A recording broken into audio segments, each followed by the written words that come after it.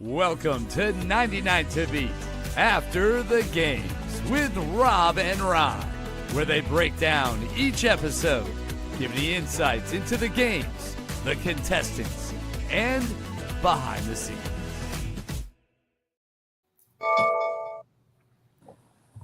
Yes, that is right. This is episode 7 of 99 To Beat After the Games, where we break down the last episode that aired on Fox.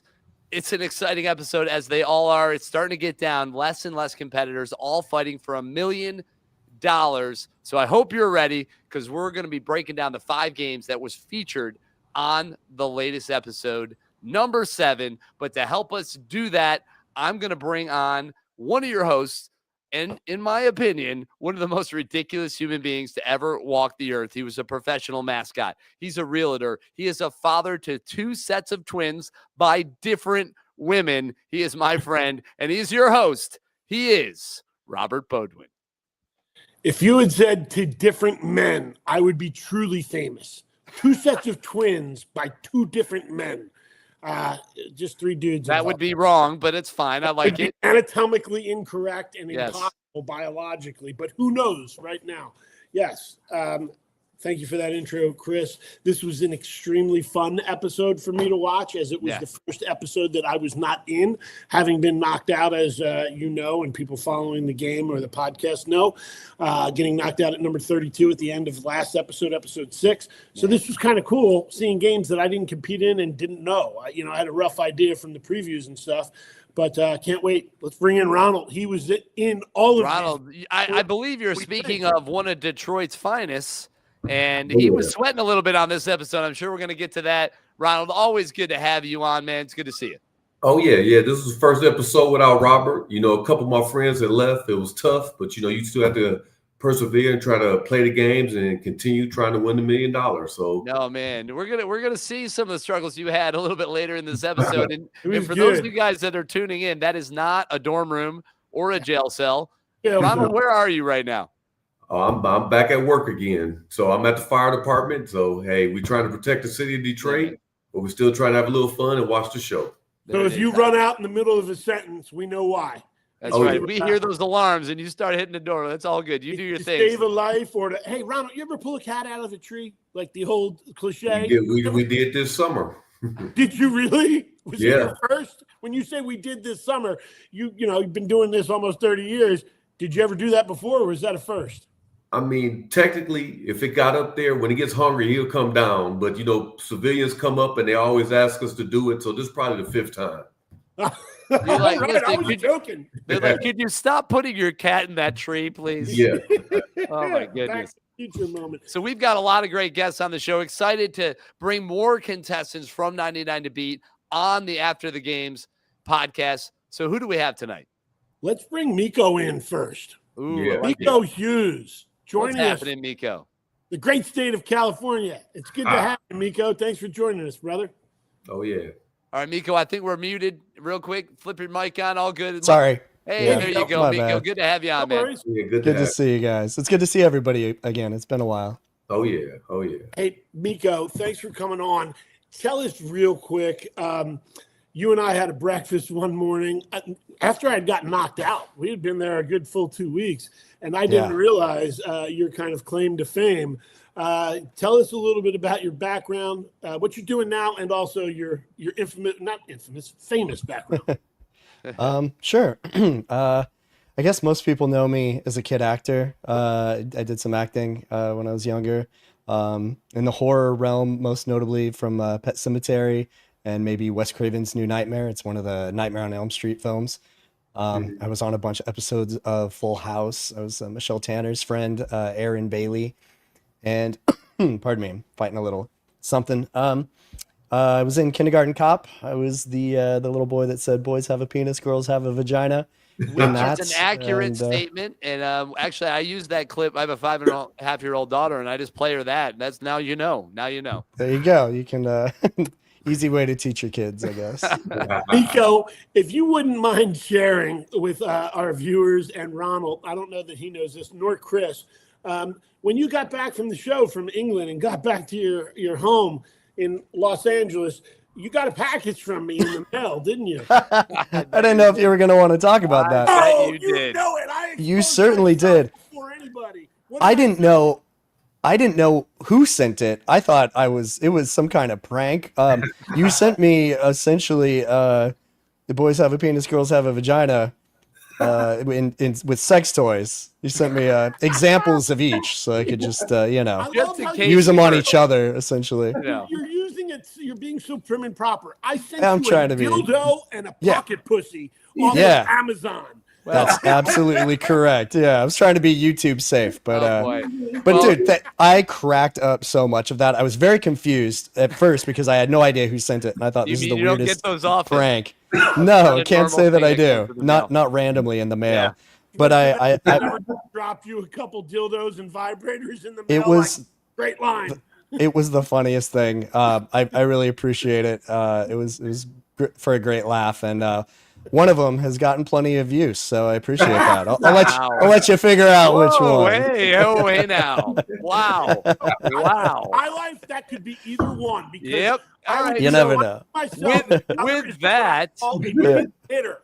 I keep that sucker right between all right. Oh, here we go. Hey, hope. And if end early, this is a perfect segue. I believe that's a perfect segue to our next guest, and I actually kind of feel bad for whoever that is. So who do we got? Arvind, and see what he has to say about pocket pussies and dildos.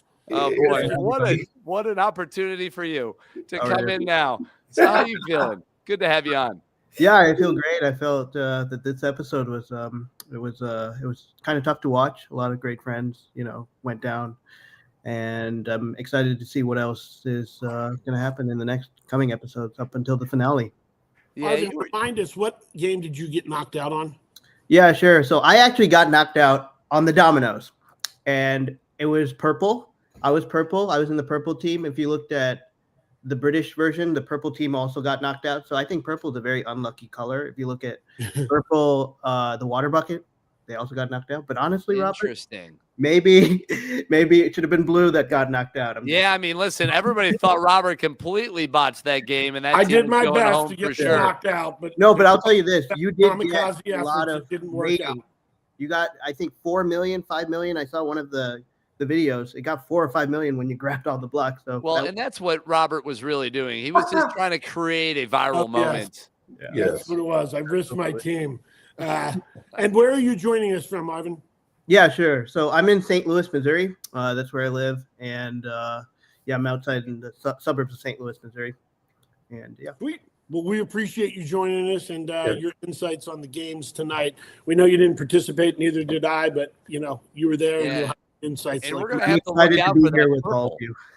We're gonna have to look out for that color purple. That sounds like a conspiracy. Let's bring in one tough broad. Ooh. I don't know if you knew that I called her this, Ronald, but I called JoAnn the whole time. One tough broad, and on day like 2, I said, "Is it all right if I call you this?" We did. One tough lady, and she's like, "You can call it, Jimmy. Damn it, we're both older. You can say broad without offending me."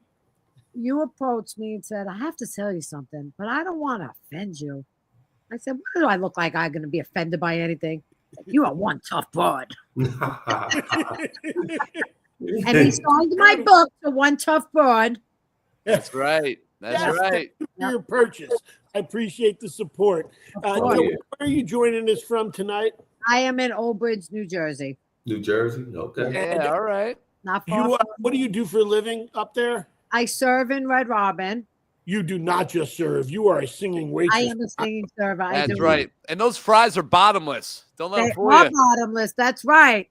Bottomless fries. Tell everybody real quick what you keyed me on to at the show. You entertain people. You entertain. You're not just serving like a traditional server or waitress. You're telling jokes. You're showing. I'm really not. What are you doing there? You're right. I am. That's exactly what I do all day at work. I'm one of a kind. Yeah.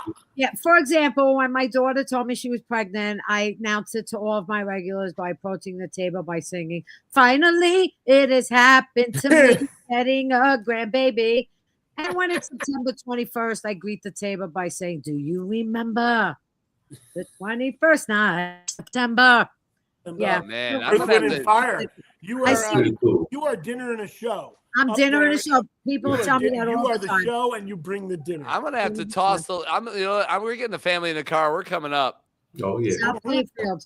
Come I see got me. you. All right. Worth the trip for you. Let's bring in our next Luigi. Mr. Luigi. Is speaking of food, Luigi, instead of serving it, Luigi is teaching the next generation. Luigi, welcome to the podcast. Where are you joining us from? And explain what I'm talking about. Yes. Hi, everyone. Thanks for having me. I am from Cliffside Park, New Jersey, so I'm like an hour north of where JoAnn is. I'm right outside New York City. Okay. Nice. And you are, it's middle school. No, I teach high school culinary arts, or glorified home ec, if you will, but high school. Nice. That's So awesome. teaching them how to cook and stuff. Yeah, just the basics, but an important skill to have. These are big life lessons, man. That's good stuff. Important. I don't know if you remember. Do you remember the question I asked you standing in line once? I'm like, hey, man, do you ever taste one of your students' food and just think to yourself, this is actually dog shit and terrible? And spit it out. And you're like, oh, don't yes. do that again. Oh, yes. I am very real with them, which is why I think they love and respect me. If something's bad, I'm going to tell them. I've spit things out in front of them, and they laugh. It was like a chocolate cake that they forgot to put any sweetener in, right? There was no sugar. Yeah, they made like a batch of brownies one day, and like I remember looking at them. I'm like, these don't look right, but I was like, oh, here we go. Let's taste them. And they forgot the sugar, so they just tasted really gross. Listen, I've heard of a flourless cake, but not a sugarless cake. Exactly. It wasn't pleasant. But listen, I've been doing it for 17 years. I'm still standing, so hey, no one's killed me yet. Absolutely. And Chris and I expect, and Ronald expect for you to cook us all dinner after this show. Of course. You're welcome anytime. Awesome. I'm in. All right. We've got, you know what? We got a guy with a ton of personality. Yeah, this is the party. I like him because he's so animated, and I think Chris is a mascot, and Zoli felt this way. You just kind of like other people that are super animated and like watching them as a fan. So let's welcome Jared to the podcast. Hey, I hope you're ready. I hope you're all ready. Oh, wait, we can't hear you. Hold up. I'm here. I'm here. Wait. Hey, there we go. Hey, are you in your pajamas? Yes, no, we was having a birthday party for my friend. She just turned 22 today, and I'm drunk as fuck, and it was a pajama party. And we was watching episode 7 of 99 To Beat. Yeah. I love it. I love it. Somebody dropped the F-bomb on this show before me. That's Don't worry about it. This is a for mature audiences show. I mean, Jared, I don't know why we would need to flag it. It's totally fine. You know I'm gay. You see my Frenchies. Like, that's no shade. what was said. I was just going to comment. Did you get a new manicure just for our show? I really didn't. I just got a job actually at a dispensary the other day. Let me tell you. Let me put you on. I just got a job, so I'm gonna be selling weed. No shade. Like BBL Valley. Like, congratulations. Yes. No, I'm a legal drug dealer. Wake it up. Like, Jared, honest compliment to you, and I mean this not as a joke. When I think, hey, were these games hard, or if somebody asked me if these were hard, I like to say, hey, just look at Jared, because Jared's kind of not putting anything on for the cameras. He's giving you a genuine, authentic reaction. And hard, you're going to find out first from Jared. You're going to hear it in the room. When he clears, goes to the safe zone, you're going to know it. Wake it up. Thank you very much. Thank you. All right. Oh, my goodness. Ronald, yes, what sir. do you think, Ronald? Should we get rock and rolling with these games? I think so. I think let's start with the first game.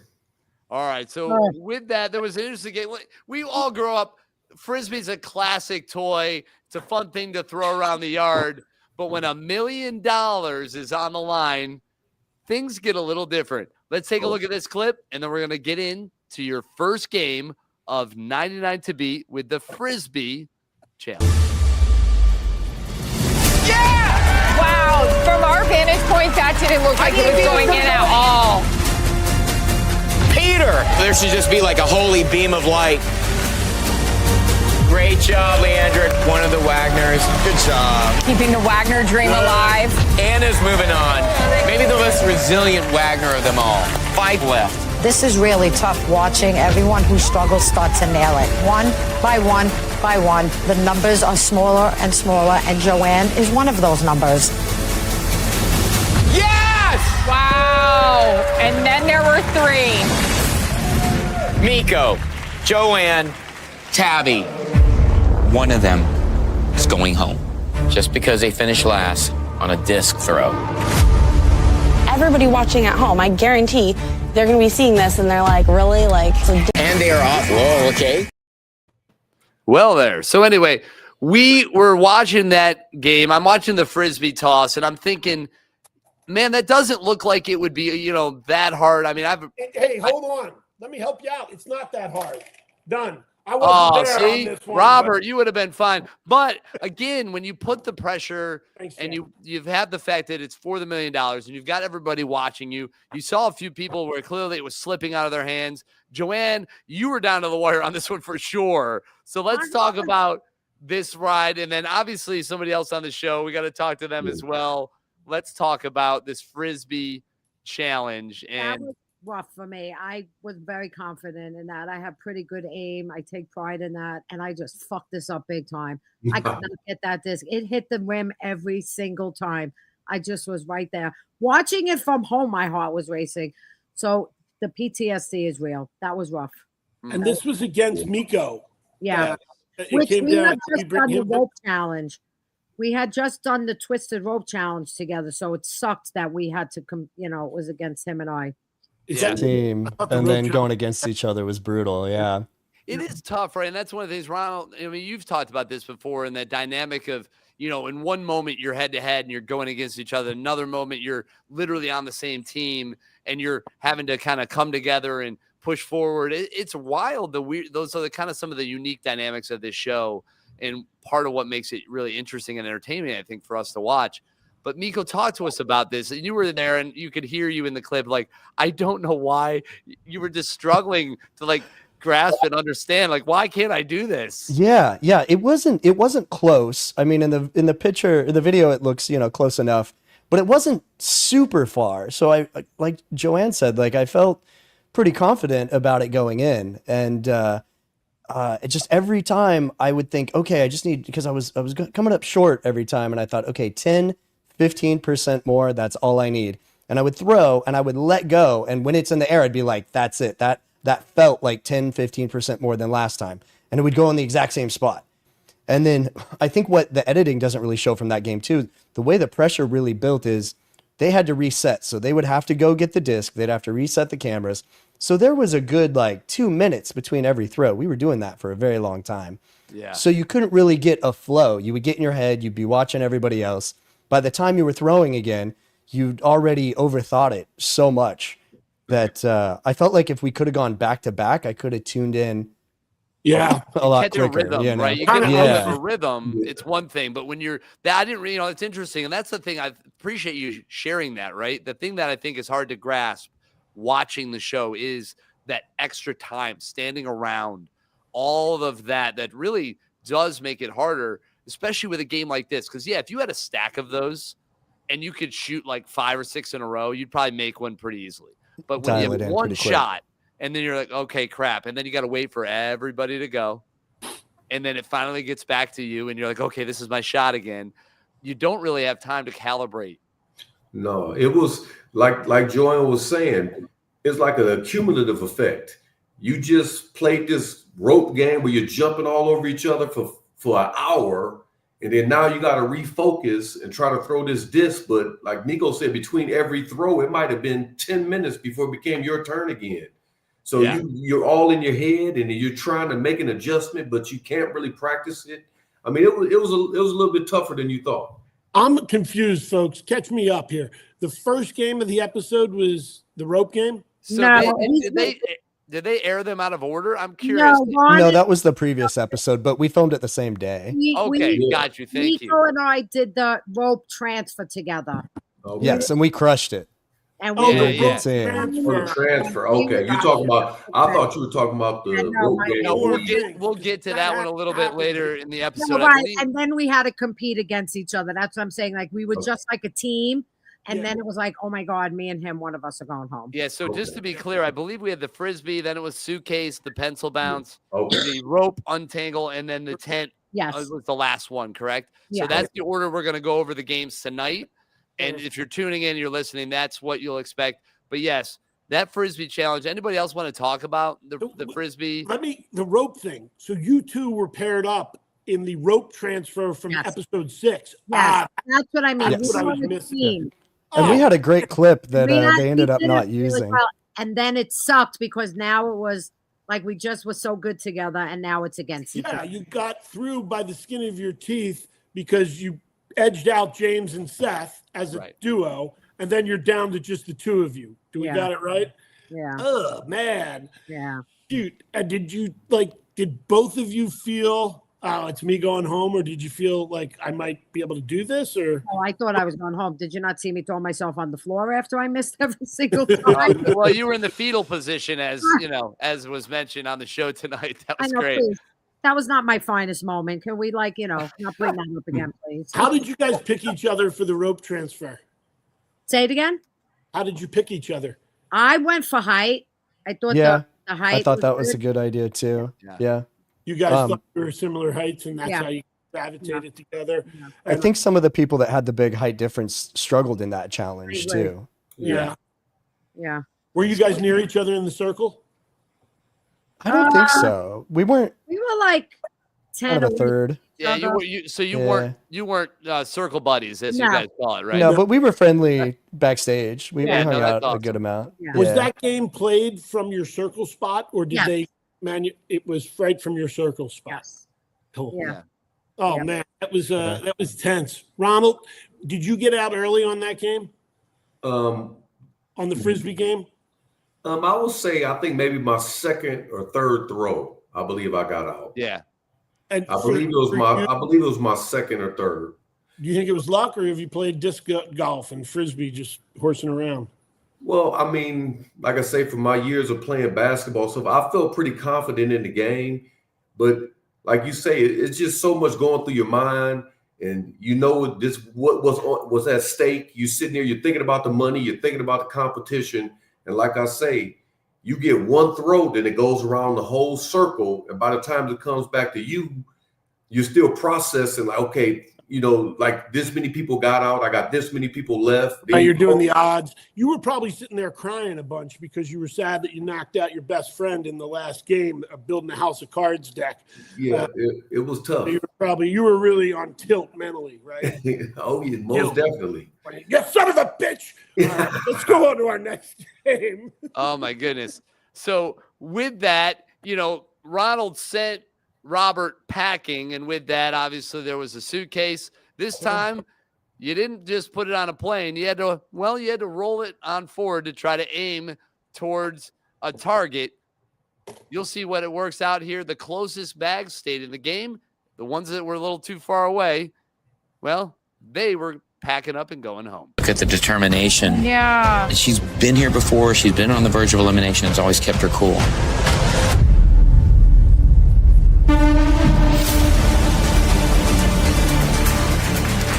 Really good. Really good. And it's kind of on the outside where maybe it won't get bumped, Ciara, she's mentally tough. She's a Power Ranger, for God's sake, so she can handle this. Wait. Ciara, just outstanding. Nice. Yeah, she's got to be happy with that. They are all better at this round right now. You got it, Miranda. The trio looks nervous. Could Miranda be going home? Miranda has played so well through all these challenges. And it's got that exterminative background. That involves precision, like spraying ants and stuff like that.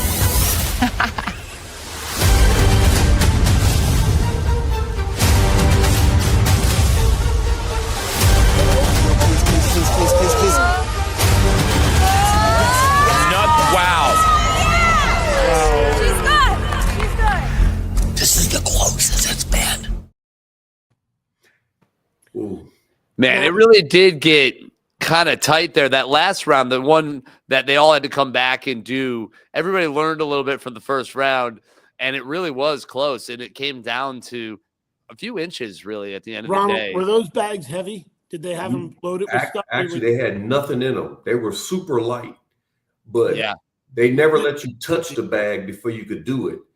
And the reason why I was so close, people learned at first we had them horizontal and people were instead of vertical. So people were pushing them and they were way off. Right. Those, yeah, they were like going right. A lot of them looked like they were going way right. Because if you think about it, if you push it that way, you only got the 2 tires. So once one person flipped it the other way, pushed it, everybody jumped on board and everybody got to start getting a lot closer. And when you were pushing, well, let's bring in some of the people that. Let's bring everybody in here and let's just talk about this suitcase challenge. It was a lot of fun. I have for everybody that played that game was your strategy more to go high and place pressure downward so that the suitcase wouldn't fall over, or would you slip your hands down lower to the midsection to push it so you didn't topple it? I don't. The strategy, kind of best strategy was depending on the number of where you were pushed. We had to pick number spots.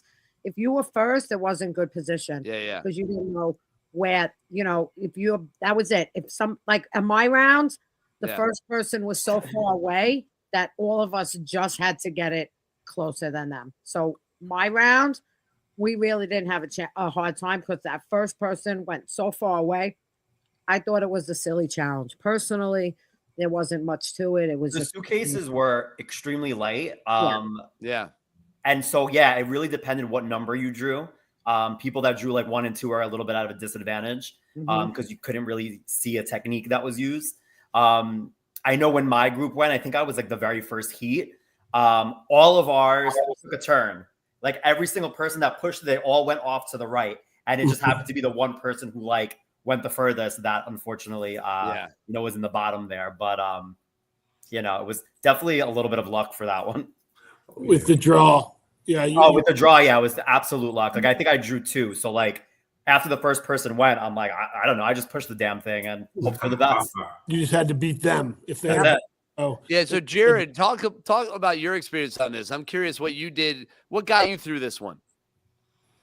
Okay. I'm not even going to hold you. I don't even know what we're talking about. What challenge are we talking about? The suitcase. Okay. Wait. No. Sipping on his seltzer water. That one got me. Stop. That one stuck. Okay, let me tell you. Because it was me, Marsha, and first of all, it was Dakota and Cara Maria. I was having mad beef with them already during the show already, okay? I already called Cara Maria a bitch because she was already with her fucking 333, and I wasn't fucking with that little 333 they had. No shade. The Three Stooges is what I called them on the show. I don't know if they're going to put that in, but I was like, the Three Stooges got to go. No shade. But she was in this challenge. And I'm like, all I want to do is not get one. If I get first, I'm going to come. If I get first, I'm going to cry. Like, no shade. So I do the little thing. I get 1. I'm like, okay.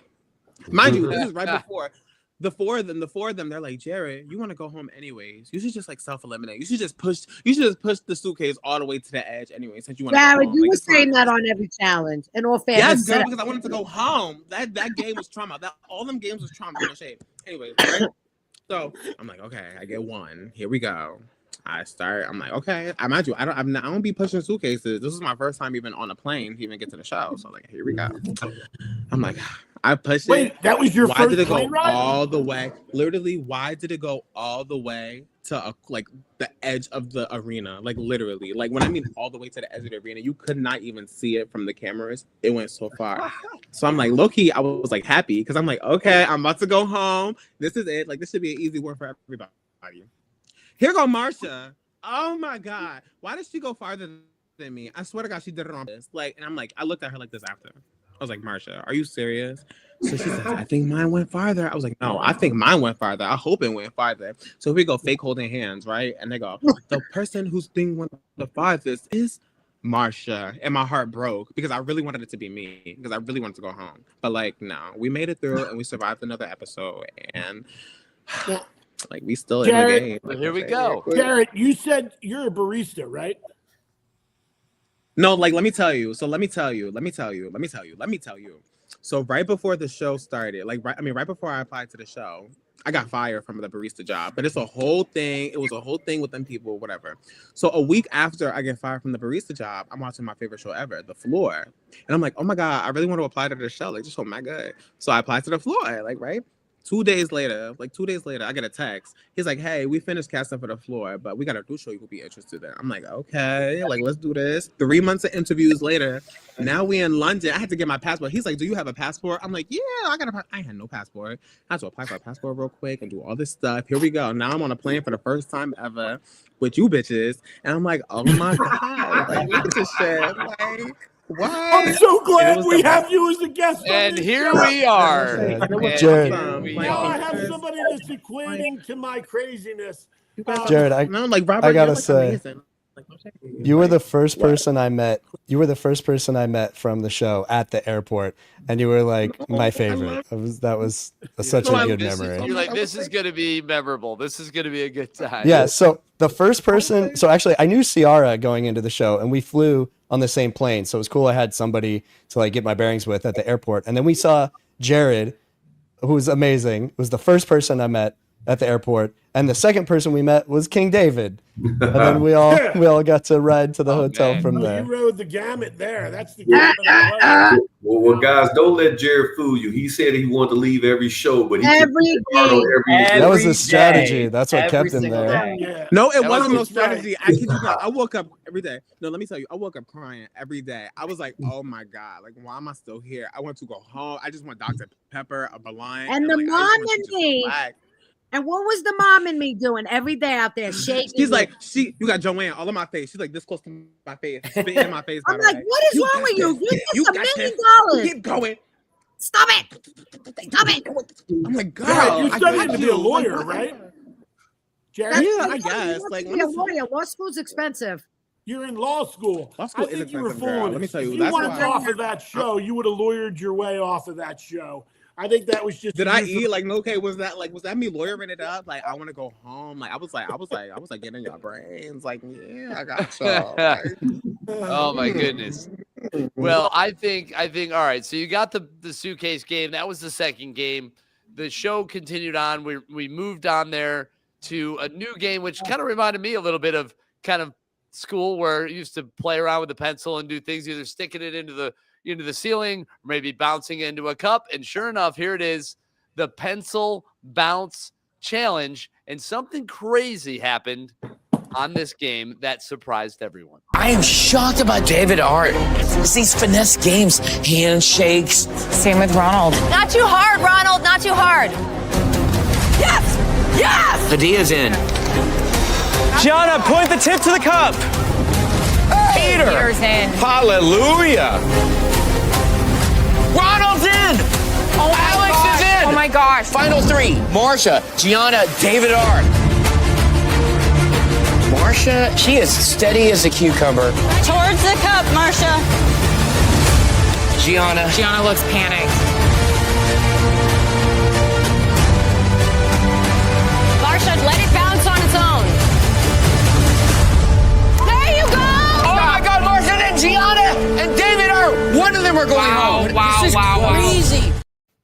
Oh man, and that, I mean, it really did come down the wire. And the fact is, David R was the one that lost in that particular game. That was, I think, one of the front runners in the competition. And when he, ultimately was the one to finish last, Ronald, talk a little bit about the room and what, I mean, because it seemed like it was a huge reaction and a big surprise. Oh yeah. I personally, I thought David R was going to fly through that. I didn't think he would have an issue at all. To see him in the final two, I was pretty shocked. I didn't think he would. I thought that was something he practiced. I mean, I thought he had that down. Well, he said something about having a number of bouncing records. Yeah, I feel like he's got a record for almost everything, it feels like. But, Gianna also, being the one to take him out was really interesting. And, she's been right there in the bottom in a bunch of challenges. We'll see that a little bit more later. Mm-hmm. Robert, I saw you doing it there. How do you think you would have done? Well, I was just practicing it when we were doing the video, and I hit it 3 times. The cup turns over, but I think it's a lighter cup. I think I would have done pretty well on this one. Yeah. The thing about David Rush and David R, he is confirmed to be a guest next week on next week's show. We can hear about what that felt like great. Direct from the horse's mouth. But, I don't know. He's done like 350 Guinness Book of World Records, but those are all, he practices them, he picks them, he hand selects them. They're skills that he masters. I think this is a completely different thing. And I get it. The broadcasters, Ken and Aaron, are looking for somebody to say, yeah, this is the front runner. But I never really felt that way. I felt like Ronald, Peter, and several other people were just as strong players at games like this, where you're hearing about it, learning the rules, and turning around and doing it. Let's get everybody else's take. Yeah, man. How do you guys feel about it? Shocked. That was shocking. Yeah. See, I wasn't that shocked because these are types of games that literally you don't know who's going to go home. Doesn't matter how big and bad you look or how many times you've done something.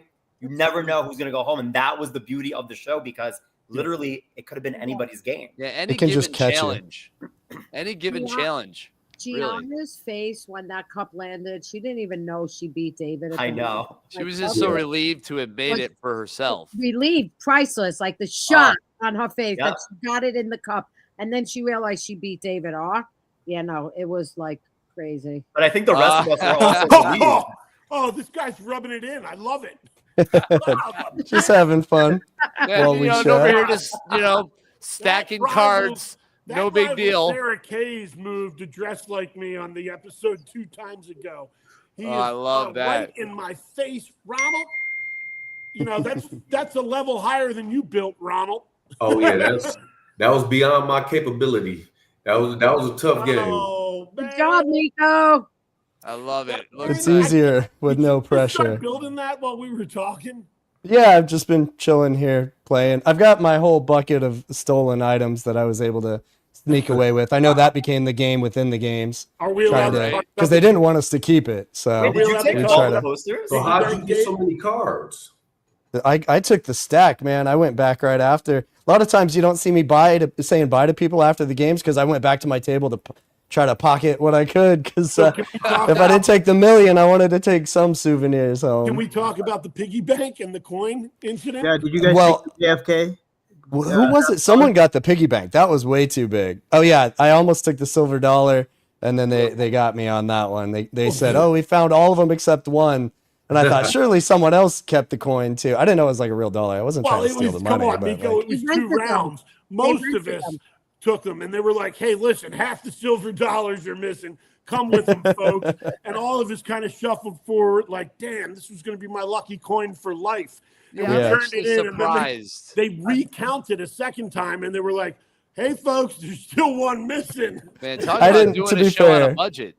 To be fair, I didn't hear. Forward, and we were all like, "Damn, that took some nuts." No, you know what it was? I didn't hear the call for like, "Hey, we need to get the coins back." I was deep in conversation, I guess, with someone that didn't take a coin, and then I heard this like big kerfuffle of everyone like, "Hey," like getting attention, and then I was like, "Oh, I think that's me. My bad." I would have turned it in the first time if I heard. I just didn't know that was for the what was viewers happening. today, we were all surprised because it was like, "Hey, what do you care?" It was a 50-cent piece. They rented them. But they rented.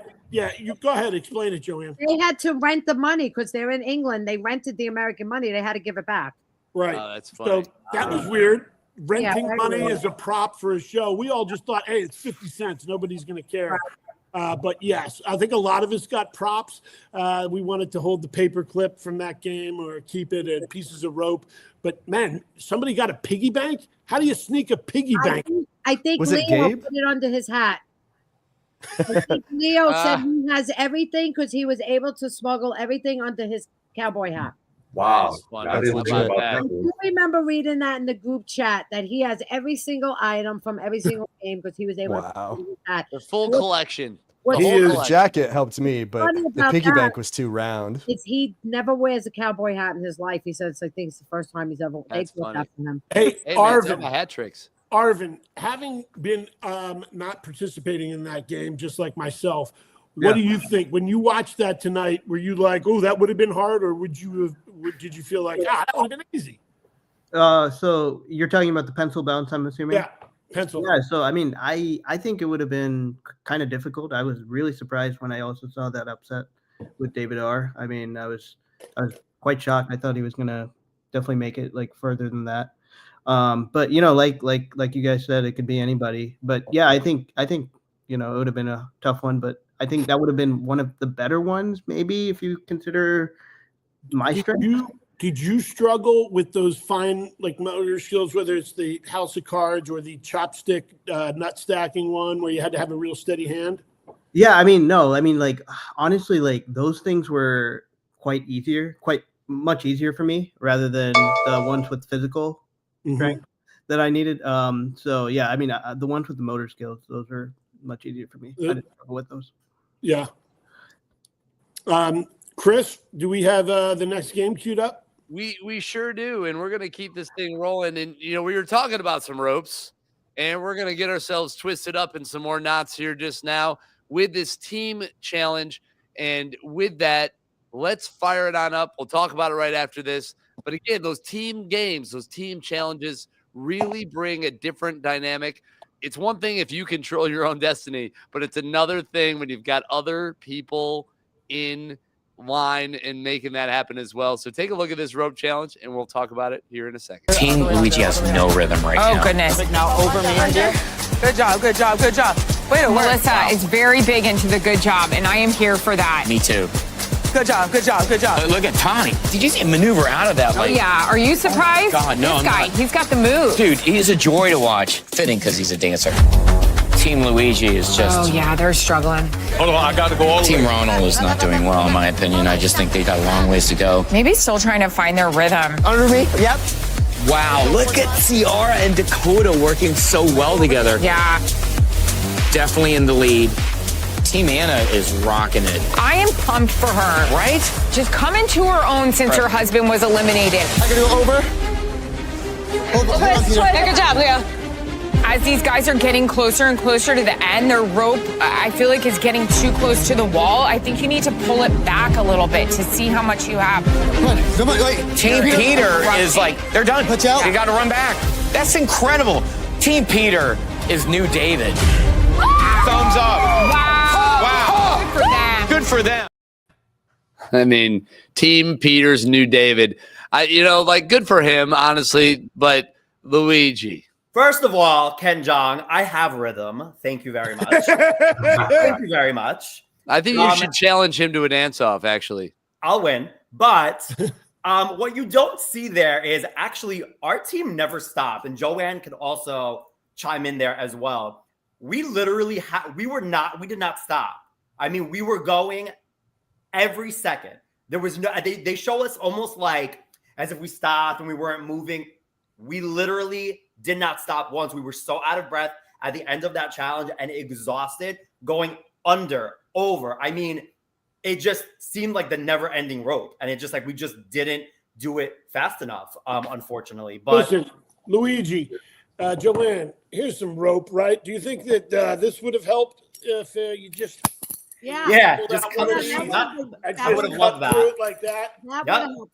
Now, I want to chime in. That would have helped. Yes, please go ahead. Say it. When we were standing there, the 7 teams, we were looking at our ropes, all the ropes, and we all said, "Why does our rope look like it has more knots?" Those ropes were not. The team next to us, their beginning of their ropes were already untwisted. Those ropes were not tied the same. I don't care what anybody says. Uh-oh. Of this show was not calling the refs. It's under protest. Was not calling the refs over to look, because even though they could do everything exact to some point, there's no way they were going to be able to build 7 ropes exactly the same. Those ropes were not identical. Some people's were not as. And honestly, he's correct. They showed us looking like I was the one holding the rope up and down. Hideo was calling out everything. We did not trip up. I don't even remember one time, let alone 2 times they showed us doing it. They made us look like punks, but it's editing. It's TV. I get it. Honestly, I still, and Luigi and I prayed to St. Anthony to find us the win for every single game.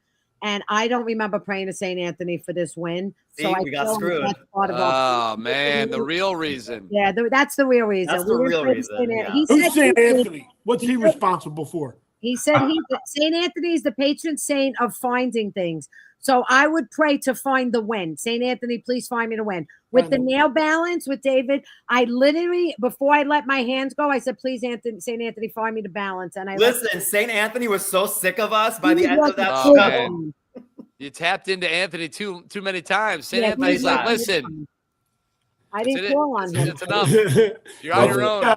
I think our hosts were struggling for puns and analogies at some I time. agree.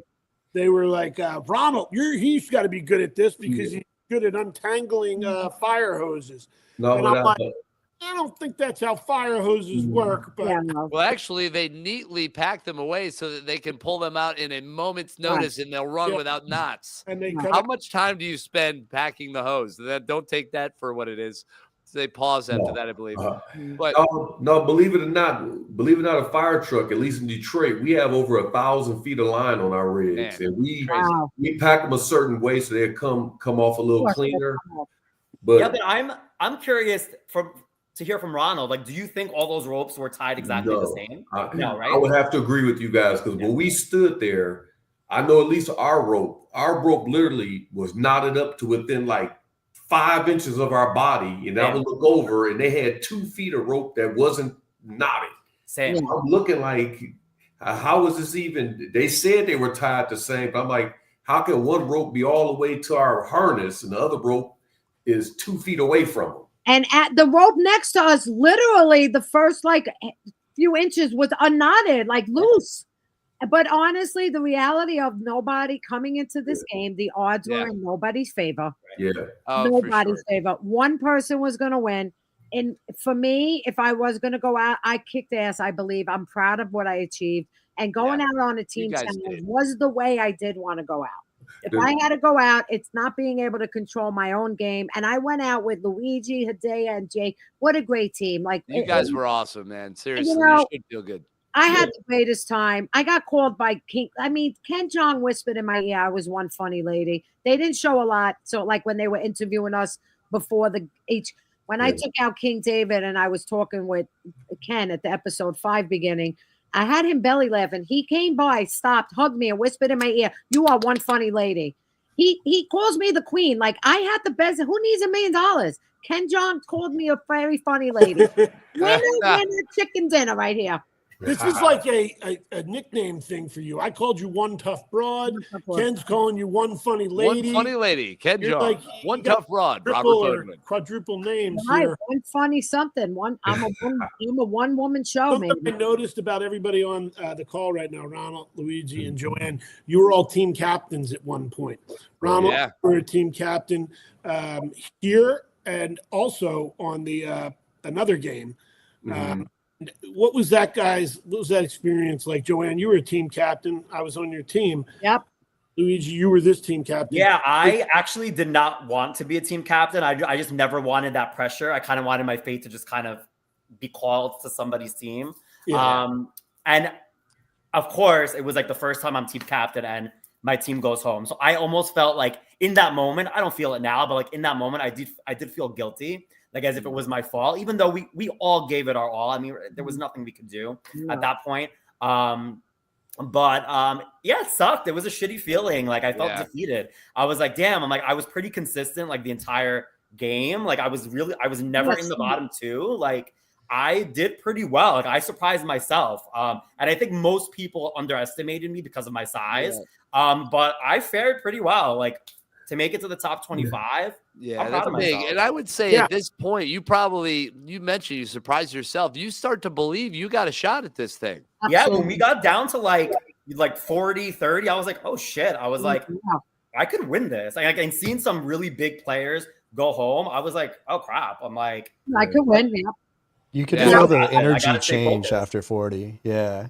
For me, the pressure of being a captain. I agree with you, Luigi. I didn't want to be one either, and I wasn't. I think, Ronald, you said, I wanted to be one because you got your fate, but I don't know. These games are so haphazard and so random at times. I wouldn't know how to balance, my friendships and who's going to be really good at this game. And even knowing that, some of them you'd think, oh, this guy's going to be great. And he struggles with I think when we got down to like what we were like 30 of us, right? Even with the ropes, like picking our teams, everybody that was there is capable. Like everybody that was there could do it. And I know I picked almost last then. I wanted almost last. Under 32 was I picked you. Yeah, almost last. But hey, at least listen, Luigi. At least she's not bitter. So that's How that's the good. captains picked on that game? Last point of parliamentary procedure. Were they random or they were picked like like they always did. They just randomly assigned the captains.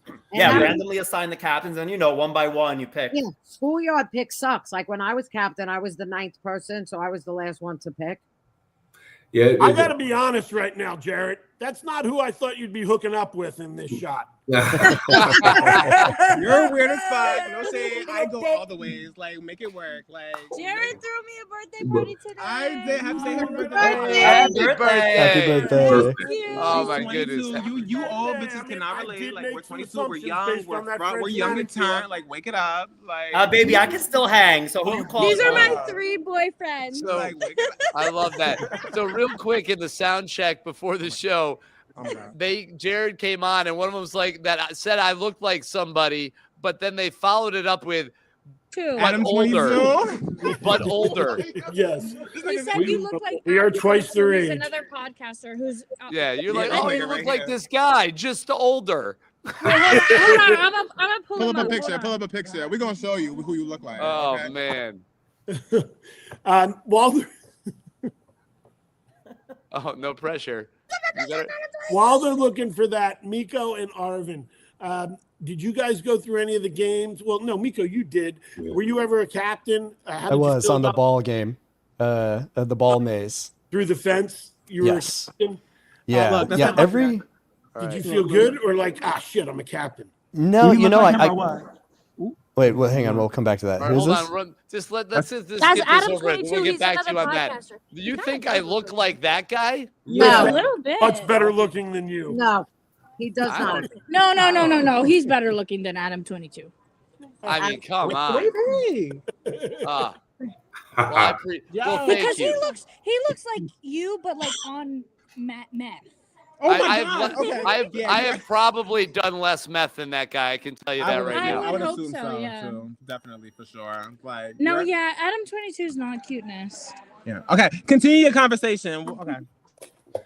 What were you saying, Miko? You were saying when you were captain, how did you feel? No, I enjoyed it because I knew, it was so much of the games were random and it felt like. It's okay. Like, it's okay. We're good. Go back. What was y'all talking about? What was they talking about? No shade. We're talking. Sorry, Miko's telling us what it was like to be a team captain. And I liked that so much of the games are out of your control. There's a lot of random element, and I liked having at least a little bit of that control. All it really was, it was nice to have attention because I felt like they had not said my name all season. There were so many like cool moments, and I'm sure everyone felt this way. We're all like the star of our own show. And there was like one-liners, and like JoAnn and I had this really funny moment that I thought for sure they were going to use on the twist up game. And so much of it was so quick, they really don't use a lot. So being a team captain was like, okay, they're going to have to say my name at this point. I didn't know how much they were not using during the filming, but it was nice. All it really did though, it wasn't that big of a responsibility. It was just, we got to pick who was on our team. Beyond that, I mean, I was always open to strategy, and if someone had a good idea, was taking charge in a certain way, I'm not going to hold that back. It's all about winning. So I felt like the title was oddly just mostly symbolic. All it really was picking your teammates. Yeah. It seemed like a high pressure thing to me because there wasn't a lot of time to make your decisions. People were picking people disappearing. In gym class, it used to usually just be 2 teams. So it was kind of 2 captains, 2 teams, slower deal. Here you got, that one game we had 8 captains. And it's like go one round and people disappear. Quick. Your strategy's changing. Oh, are they going to be good at this game? Or that's you have people hiding so you don't pick them. Yeah. But I think the only big disadvantage of being a captain was the order, because they never, if you were the last captain, you got the last pick every time. So it put you at a real disadvantage, because when the numbers got lower, I thought everybody was strong, but it was just, to me, I thought they should have mixed up the order of how people got picked, because to me, it wasn't fair that the first person always got the first pick, where that's true. Back and forth. And they cycled back. Like JoAnn was the last captain in the fence game, and she got stuck with the last bottom of the barrel guy. You know, well, I don't necessarily think Bottom of the barrel guy was wonderful. It was he didn't drop the ball, did he? It was no, this one did. It was the top of the barrel that I picked. That was a little bit of the problem. Yeah, we don't have to talk about those. No, we're good. Not on this show. Somebody else already blasted them. We're good. Arvind, did you? We won. We didn't finish last. That's all that matters. Yeah. Arvind, did you participate in a game where there was captains and picking like that, and the teams were divided up that way? No, actually, I didn't have a chance to do that. I think that first game that I saw was on episode 5 with the sailboat, where there were captains, and then after that, I've seen more captains being picked, and I've seen all of you guys be captains, as opposed to you, Robert. But yeah, I mean, I think, but like what you guys said, I mean, it does make sense. Like in the fence game, like whoever was number 9, if it was JoAnn, right? Like you got the 9th pick every single time. That's totally not fair. It should have been a little bit more fair. And yeah, I mean, I think it would have been great to, participate in something like that. But also, I'm very blessed. I'm very blessed. I mean, I thought I was going to lose in the very second game, the ice cube. I was second last. And, I thought I was going to finish in 99th place, but I made it all the way to the 50s. So I'm very blessed by that. Well, everybody except you and me were knocked out, on this podcast right now, and weren't on TV tonight and competing. So let me ask you, what was your favorite game, Arvind, that you participated in? The one that you not only enjoyed, but you did well and finished very quickly on? I know Ken Jeong said it was the hardest game, but I really liked the Nut Stackers. I really enjoyed it. And I've never done that before, but it was just one of those like games that it looks simple, and it's like you just have, it's just a chopstick and like nuts and bolts, right? So like it's like literally you stack them. Like compare that to like a water bucket challenge where it was much tougher and you have to depend on a team, and and those are kinds of activities that I've never done before. So I feel like you kind of have an analytic mind in getting to know you on the show, and also our conversations offline after the show. It seems to me like that game I struggled on, the nut stacking game. It seems to me like you can kind of get in your own world, get in the zone, so to speak, block out the fact there's cameras, $1 million on the line, and 100 other people or 99 other people in the room competing, and just be in your own world and zone in on a task like that. Is that accurate assessment? Yeah, that's 100% accurate. And and there were other games after that, like the tennis ball thing that you guys did. I mean, the maze. Like I've always been doing like puzzles and like math and like analytics and Legos and things like that when I was younger. So love those. They're all up right there. Oh, fantastic. Those are Lego mosaics, 48 pieces by 48 pieces, over 2,000. Awesome. That makes sense. What was your worst game? And then we're going to get on to this last game from tonight. So, and I said this on camera too. So like, it's the frozen pants and also the frozen ice. I don't know. I'm just not. I'm not a big fan of ice. It's very cold, and actually before the show as well, I was very careful the way I kind of did ice-based challenges because I had a surgery on May 2nd right before the show. And we were filming May 23rd through like June or so. So like I just didn't want to get exposed to ice that much. So those ice challenges were very tough for me. Yeah, I agree on the pants. The ice block wasn't too bad for me. I cut my stomach open a couple times because I numbed it. When the whistle appeared, I didn't realize it, and it was cutting in and leaving streaks of blood on my stomach. It was just frostbite. But I was too intense on it. But the pants, man, that was tough. I mean, Ronald, you did the pants. And Ronald, actually, I just want to shut this out. I don't know if this was shown on camera, but Ronald did help me on that. And I don't know if you remember that, Ronald. You were like, Arvind, you got to squeeze the pockets. Yeah, because I was trying to heat them up, so you can put your hands in. Rooting me on, and I really appreciate that. That's thank you. All right, well, let's take a look all together at this last game. You're muted, Chris.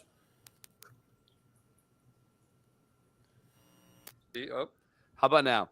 We got you. We good? So I was saying that the camaraderie is one of the things I've really enjoyed watching the show as somebody on the outside. You see, when people get into the safe zone, they are like actively trying to help competitors in the games as they go. It's such a cool thing to see. And with that, this last game we're going to get into is an interesting one. I mean, maybe you've gone camping before, possibly popped up a tent, but have you ever had to race to put it away? Let's take a look at this last video, and then we'll get into the final game from episode 7 of 99 to Beat. And they are off. Whoa, okay. They all awoke from their slumber very quickly. JoAnn is actually surprisingly fast. Here's the thing. Just when you count her out, she always surprises you. Car right there is almost done. That is crazy. Leo finished first. Ref. Look at that. Geraldine finished before Cara. Yeah! Oh my gosh. Squish the dark ends together. That's what I did. Then start. There you go. Agonizing. Look at Tabby. Look at the Wagners work it. It won't close. And kind of, it's like origami. Figure it out how to fold it up. Well said. Completely zipped. Thank you. Come on, come on. Hold it. Come on. Preston, fold it the other way. Preston, fold it the other way. Marcia is struggling. It's not going in. Leandra's done. 3 of the Wagners are through. Kevin is through. This is crazy. Hey, Ronald, I'm just saying, you might understand this. We're both in our 50s. I have never had a problem pitching a tent and still don't. But I would have been terrible at that game because I can't put it away now. You have a lot of trouble putting it away. That's the problem. Well, I do. And, like, let's just be honest. Sex goes on forever and never ends, and I can't get to fruition. So I think is that what you meant? Yes. It goes on forever to the point where I'm like, what's on Netflix? And I want a sandwich. You just get bored. Is boring. We saw a lot of people struggle with that. If there's a certain kind of techniques that goes into closing those types of pop-up things. You kind of have to grab it, twist it, pop it in. There's definitely an art to it. I use a lot of those in production because we use kind of those pop-ups for diffusion panels. And, I feel I saw that. I knew exactly what to do. But, Jared, you were struggling. This podcast is watching you squirm and try to talk about the game when I'm talking about sexual innuendo. I don't believe I think we're talking about a wonderfully wholesome game here. And it was a tense challenge that Jared struggled at a little bit based on that clip. Can we talk about your process? Turn your mic on. You're muted right now.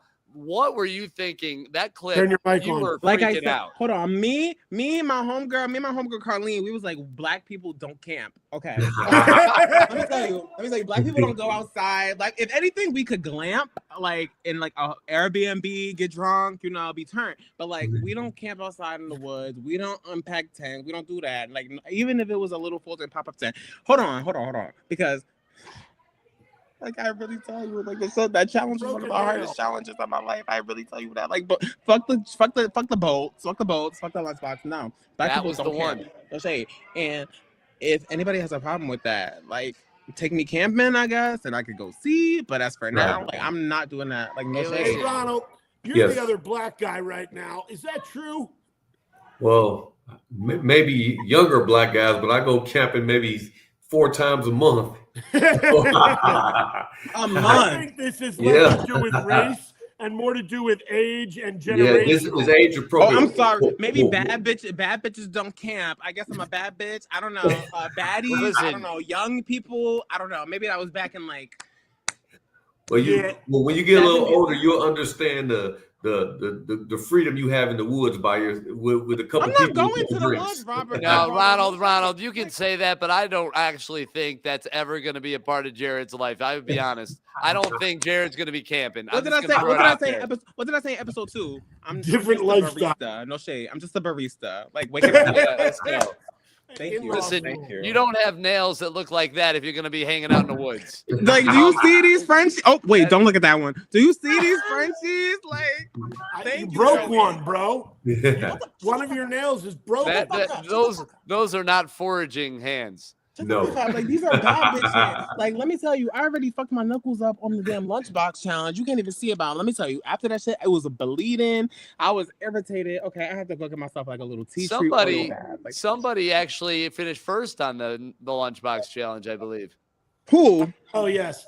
Thank you for that obligatory mention, Chris. However, I was more focused on Jared and flashing back to when he was punching that thing, and he was bloody-fisted, and I was like, God damn, this kid's going to break his wrist on that. That shit would not close. Like, I'm like, let me tell you, like, whose idea was it to stuff tape in a lunchbox? No shade. Like, I'm looking at, now that I watch it back and I'm looking at everybody's little methods and shit, I'm like, yo, I really thought this shit was... I was watching all you young kids just pull it out into a big ball. Yeah, because you need to get it done quick. I'm not thinking about strategy. I'm thinking about getting it done. A ball not gonna fit in this. And that was the strongest glue I ever felt on duct tape in my life. Yeah, that game was evil. I hated that one. Biggest freaking roll of fucking tape. Yeah, and they were all pulling it out, making a ball. I'm like, mind you, I didn't even make a ball. First of all, I actually ripped it up into multiple pieces. I ripped it up into like 3,000 pieces, and I like, you know, man. I was one of those dummies, but hey, I got it eventually. Because like you looking at people like David R, and no shade to him, but I'm not about to sit here and fold a bunch of tape and be like Bob the Builder. I'm sorry, and you know, you had people like Miranda flipping the tables. I'm sorry, I'm not flipping a table. It's not that serious. I'm gonna do it. It took over an hour, regardless. It was Miko, you're a filmmaker out there in LA. Can you produce a podcast of just Jared talking? I think it would do well. It would certainly be entertaining. I want to see you work at a different coffee shop every episode and quit a couple minutes into the episode and then just follow him around. No, literally the I Quit podcast would be hilarious. He just constantly goes to a new job. And starts it and quits within the and he's in law school, so it's on my way to, you know, court judgeship or something like that. It's like Undercover Boss, but from the bottom up. Yeah, y'all think I'm gonna get you out of jail? Like, be for real. We'll just call it First Shift. That's First Shift. It's called First Shift because that's all it ever is. The two of you are the only ones that played it, right? Ronald and Jared. We're the only ones that on this call or this podcast that played it. It looked not easy. It's my impression of those things is terrible because just the sunshade that they make in your for your car is tough enough for me. I've put up tents, but you know, Ronald, you and I are older. The tents we put up, they didn't have that twist thing. They had individual poles, and you threaded them through the things, and then you just put it up. And stakes. Those things, it looked hard. Was there any just muscling it and bending it to the point of breaking it? Well, you could have done that, but I wouldn't advise it. I mean, it was weird. Once you bent it a certain way, you could feel it wanted to turn a certain way. The problem was if you got it on the first one or two tries, it would bend, but people were bending in so many different ways, they kind of broke the tent. So now you're muscling it in. But if you got lucky and got that first turn going right, it kind of folded up pretty easily. Yeah. Yeah. Whoever invented those things for convenience, it clearly was proven in this show that they're not that convenient. Yeah. Would you agree, Jared? Let me tell you, bro. I just don't tell you, like, oh my God. Like, I literally had to sit there and I did this. I was literally just had to do this. I bent it up and then I was able to like zip it in the bag. Like, it wasn't perfect at all, but like it fit. So I got a quick question for you, Jared, just to back up to something else you said. You got to remember, I am a white, middle-aged, single dad in the suburbs. What is that feedback? All right, Jared, I'm trying to figure out who that is. It's not me. No shade. Real quick. There we go. Jared, my question, and then we'll put your speaker on is, I'm a white, middle-aged, single dad with 4 kids in the suburbs. What does glamping mean? You said the word glamping. Oh God, glam camping. Like, okay, I just said I'm a bad bitch. Oh, it's a derivation of the word. Okay, so imagine a mattress in the woods, you know, like under the dirt with like ants crawling on you. But now imagine glamping. It's like really a king size bed with like a nice curtain over it. Oh, you're combining glamour and camping. Yeah, right. It's not really camping for real. It's bad bitch camping. Like, got it. It's a whole thing, Robert. It's the only way my wife would camp as well, to be honest. Yeah, your wife to hang out with me. Camping in your backyard and pulling out an extension cord and plugging the TV in with your mattress there. Nice little 50-inch right there. Got it. Thank you for this part of the episode of explaining shit to an old white man. Ronald, I'll get lost in the woods with you. Don't worry. We'll do this thing right. Oh, yeah. So ultimately, these episodes keep bringing 5 new games every episode. We're whittling it down, and it's a wild ride. It really is. And only 2 of you right now are, well, who's still in? I guess Ronald, you're in. And Jared, you're in. You got only 2 left on this episode, at least in this podcast. They're moving on to episode 8. That's crazy. Really wild. Without any spoilers from you two, no spoilers. How hard is it at this point to keep it a secret and not tell people? I just tell people the show say we can't talk about it, and people pretty much leave me alone. So I just leave it at that. So it's tough because you got, you want to talk about it, but you can't. No, I'd be like, no, you got to tune in next week. Tune in next week on Fox, 9 p.m., Hulu next day to see BBL Jared, because this is a once in a lifetime moment. Okay. Who knows if I'll be on TV again? Who knows? Like, you gotta let it ride. I gotta be like, okay, we're 3 episodes in. Who knows how many episodes it's gonna last? Like, this is insane. Like, I'm not even gonna hold you. I'm gonna tell you this. We're looking at 2 of the 29 or 23. All right, bro. And let me tell you, out of 100 people, it was only 12 black people. Like, let me tell you. No. I'm gonna wake this up because it was 12 people of the same family on this show. And it was 12 people of color on this show. So, imagine that kind of thing. I'm trying to root for my black people. I'm like, no, me and Ronald got to stick together. Like, this is my boy. Does wake this up? Does the phrase "wake this up" mean bring attention to and bring? Yes, we need to wake this up. This needs to be woken. The 2 guys next to me in the circle were black. They taught me a lot of my, And how many people are left? Out of 23 people, how many black people are left? Let's wake this up. Will and Gabe were there. And they're gone. Taught me cooked and all kinds of words. I'm trying to think, It's me, Ronald, Carlene, Melissa. Wake it up. Okay, it's me. It's the 4 of us. Who else is left? Alex just got eliminated, so it's 4. That's Who else it. can you name? What? Out of 23 people, it's only 4. We got to stand together. We need to win. We need to do this. This is the show. This is the rest of the show. So the rest of the show, you just need to look out for the 4 left black people. No shade. But you're representing. You're doing it. You're holding it down. It's just me. No shade. I'm the only person who thought I was gonna get eliminated first episode, second episode, 95th place. No, everyone thinks I'm gonna make it so far, and I'm like, guys, I don't have this competitive spirit in me. Let me tell you, who did I think was gonna win? Melissa, Alex. I wish none of the wins on the Wagners. Sorry. You didn't think I would win?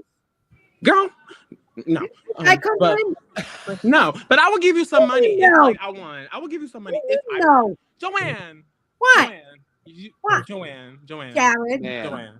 Why couldn't I win this show? show? I didn't think you was as weak as Jim and Tammy, but girl, you was not winning no shade. I'm sorry. Girl, I got 34 challenges, bitch. Yeah, and I beat you. Wake it up. And who's still in? Yeah, I didn't see you. Who's still in? You out. He out. Oh my goodness. We all to jump in here. Yeah. We're going to do something that we do at the end of every episode. I'm not trying to cut you off. I'm just in the essence of time, we're going to go around the horn, hear from everybody real quick what their social handle is and what they'd like us to know that they have coming up, whatever project, if they're working on something with work or personal, share with the group as a parting piece of information. Let's start with, and Miko, let's put this project of you and Jared, and Chris and I get some kind of co-producer credits once you get it off the ground. What do you got coming up there? And Let's see. Social. Let's see what we can do with that. Social media wise, I'm on Venmo. No, I'm kidding. My best one to follow me on is Instagram. It's woeismiko. Projects. I do a lot of DIT work here in LA, so I'm just working on some stuff like that. Nothing too big to announce. I did a short film recently that was kind of a follow-up to the film I was in as a kid, The New Nightmare. It's called Dylan's New Nightmare. You can watch that for free on YouTube. And who knows what the new year will bring. I was telling everyone watch me on 99 to beat, but this was my finale, so we gotta line something else up next now. Miko, I think it's because of my age, and Ronald, you can jump in here if you agree. Yeah. You're 3 years older than me. Like when you told me at breakfast those movies you'd been in, because of my age, I think that was right in my sweet spot. I knew Kindergarten Cop immediately, that scene, but I also knew Pet Sematary. Oh, yeah. That was my first date in 8th grade with Bridget Miller, and I walked out of that movie to go pee, and it took me 15 minutes to pee because I was terrified. I wanted to see Crocodile Dundee too, but when I saw your supposed foot fly off into the road because the 18-wheeler hit you, holy shit. I think I had nightmares again that night after talking to you at breakfast. Awesome. You were the biggest deal to me. When I came home, you were the guy I was talking about first to my kids, to my parents. I was like, it's the guy from Kindergarten Cop. And my That's so cool. sons, Thank you, man. my 9-year-old daughters, they all knew. So, dude, it's cool. I know that I'm sure that can get annoying at times or whatever, but thank you for taking the joke that those items I said. No, thank you. That was the funniest thing that's happened in a very long time. I certainly appreciate it. To make you laugh. And it certainly worked. I appreciate it. We're going to be following on social media. We know you're out there and you're still in the entertainment business, and we'll be looking. Yeah, man. Sure. And we got our work cut out for us. We got a new show to produce. Yeah. Sounds good. Yeah, let's stay in touch. Where are we going to see the singing waitress? Don't go anywhere yet. We go around the horn. Where are we going to see our singing waitress? How do we follow on social media, JoAnn? Oh, JoAnn doesn't really do social media. Yeah, no, I'm not. So give us the address of the Red Robin so we can just show up. Yeah, it's in South Plainfield, New Jersey. But hopefully you're going to see me on Don't Forget the Lyrics, because if that show's renewed, I'm going on that show. And I'm going to win the $1 million there. And that's where you're going to see me. Awesome. Hopefully. And Red Robin, man, I love Red Robin. Red Robin. Okay, we will not look for you on social media, but we'll find you there. Luigi, how do we follow you on social media? Obviously, you got school probably tomorrow morning, really early, right? Oh, yes. I feel bad for my first period students because I'm going to be cranky, but it's okay. They'll Sorry survive. about that. You're good. You're good. Social media, you can find me on Instagram at Mr_Louis V. If you're lucky, I will accept you because the profile is private. I do not need my students in my business. And what is going on in the future? I don't know. Stay tuned. I feel like Fox didn't really highlight me on 99 to Be. They kind of left me in the dark. So I'm looking forward to maybe sharing more of my story in a different light. So stay tuned. I love reality TV, so this will not be the last you see of me. Cool. Awesome. Definitely. And, hopefully we'll see you on another one. Would you do another one of these type of shows, another reality show if they ask? Oh, 100%. 100%. I'm super competitive, and I love to kind of test the waters and see what I'm capable of. So you will see me again at some point. Fantastic. We'll keep watching. All right. Jared, how do we follow you on social media, and what is the next coffee shop you will be working in? Relax. Okay, first of all, he got my thing still with James's thing. So, no shade, I'm not Mustaches and Magic. My Instagram is it's Jared. It's Jared. Because it's Jared. Okay, anyways. And what am I doing for after the show? I can't tell you for real because all these NDAs for real. I'm lying. No, I'm really just in college. I'm really just trying to just get this degree, be lawyer for real. I'm almost finished. I finish in May. And then I'll be you're close. Girl, yes, I'm a senior. I'm about to be 22 next month. We're just living life, Well, what type of law do you think you're going to practice, Jared? I want to do contract law. So let me tell you, I'm a musical theater minor. Okay. Criminal justice major, musical theater minor. But the goal is because I want to do contract law and work with casting companies, literally what we're doing and fucking celebrities, and work with terms and conditions, contracts and things like that. And, so it'll work out. So being on reality TV and, so this will be experience, you know what I'm saying? And, just being famous is just a nice little side bet. You know what I'm saying? This is just life. No shade. So I'm always famous. No shade. I'm at the red carpet. It's I'm gonna go to a red carpet opening next week. No shade. So this is just my everyday life. But I love you all so dearly. My favorite person ever is JoAnn the Queen. No shade. She took out King David, and she lived close to me. So I'm gonna go to Red Robin and see her soon. Yeah, you keep saying that. I keep saying that, We're gonna go, Jared. We're gonna go one day. Oh my God, I forgot Luigi living. Arvind. Yeah, hello. I got you. I love you too, girl. Okay. Go ahead. Go talk to Arvind, people. what do you got coming up next, brother? And how can we follow you on social media? Yeah, sure. So Instagram is best. Srini24 Arvind, Arvind. And what do I have coming up next? I've been applying for shows just like everybody else. Maybe something's in the works in 2026. We'll see what happens. But other than that, I have a lot of side projects that I do. So I lead logistics for a tabletop card game company. And then I also have an electronics business. I do a lot of video editing. I've done a lot of video editing for a lot of the folks in our groups. So yeah, a lot of great things happening. Awesome. Cool. And you've kept in touch. I'm sorry? Can you say your last name for us? Oh, yes, absolutely. Srinivasaraghavan. Srinivasaraghavan. Yeah, Srini. Say it one more time.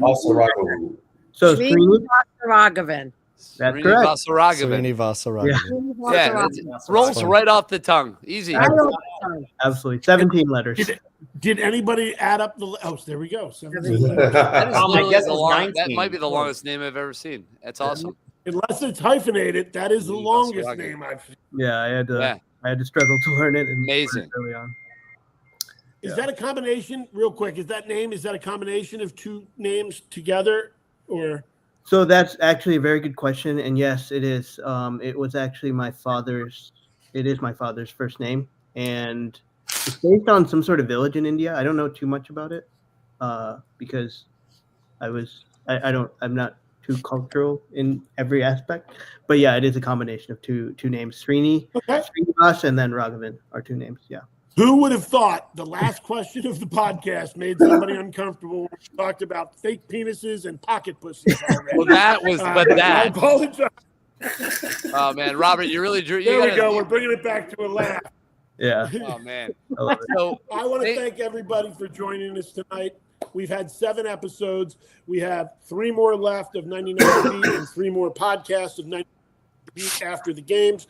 Chris, I'm going to let you take us out with a little commercial from King Creative and all the stuff that you guys can do for not only anybody on this call, but anybody watching, from creating original content, music, songs, from the melody to the lyrics to the recordings, video editing, film production, all of it. Let's see a little bit from King Creative. And then Chris, you stay take with us us. out, We'll wrap up right after this. This is just a little something from King Creative, my company. You have a story you need to tell, a product, a dream that you want to sell.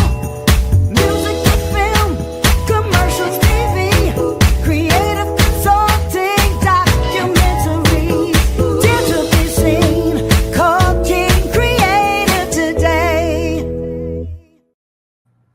Oh man, Chris and his team really do a first-class job. I want to also wish Ronald and Jared good luck as two people on this podcast, training and competing, and good luck with the million. Chris, thank you for hosting. What would you like to end with, sir? Yeah, man, I'm excited for all of you guys. Thanks for being a part of this episode. It's been a wonderful thing to be a part of all of your journey, and I'll echo that. Ronald and Jared, you guys are carrying the torch forward into episode 8, so we'll see how it all shakes out in the end. And in terms of one little thing I will plug is I do have a movie coming out with Amazon with a release date. It's January 9th on Amazon, Verizon Fios, at least initial. We're going to have a world premiere on the 8th. It's called The Conspiracists. It's a comedy mockumentary where a brother and sister set off to put on the first ever all-inclusive conspiracy theory convention. And it's all about the world of the characters in that. It's a lot of fun. You can go to theconspiracist.com to learn more about it. Con Movie on Instagram. We just started launching the social, and we're very excited about it. But thank you guys once again. Thank you. Thank99 you to so beat much. after the game. So much fun. Thanks for having us. You all. Thank you so Jared's much. clamping. Yes, he is. Jared left the clamp. Bye, All right. guys. Well, Good night. with that, Bye, pleasure having you guys all on. It's awesome. BBL baddies, you all are. I love you guys. You're bad. Bye, guys. Thanks for tuning in to 99 to Beat after the game. Be sure to like, follow, and subscribe. 99 to Beat after the games is on all platforms, wherever you listen and watch your podcast.